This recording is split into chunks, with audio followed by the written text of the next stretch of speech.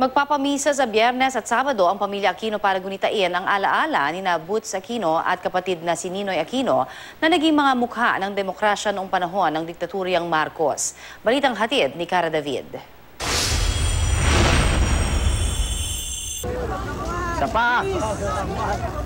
Naging pamilyar na mukha siya sa kalsada, sa larangan ng politika at maging sa pelikula. Pero sa kanyang huling hantungan, mas pinili ni dating Senador Agapito Boots Aquino na manatiling isang pribadong individual.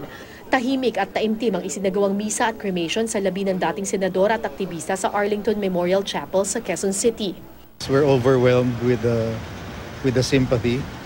Thank you sa lahat. And I guess one of the things we all learned from him is love for country talaga. Nagpasalamat naman ang kanyang asawang si Popsy sa lahat ng mga nakiramay at nagpakita ng pagmamahal sa kanyang kabiyak. Butch was really very, very loved, and he was appreciated because he was a very good person and he helped so many. Kwento ng mga anak ni Boots, tahimik at simpleng namuhay ang ama, kaya ayaw din niya ng anumang aktibidad para sa kanyang burol.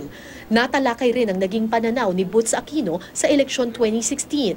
Ayon sa mga anak ni Boots, kahit kilala siyang kaibigan ni Vice President Jejo Marbinay, paniwala raw ng ama, bentahe ni Secretary Mar Rojas ang pag-endorso ng pamangking si Pangulong Aquino sa kanyang kandidatura.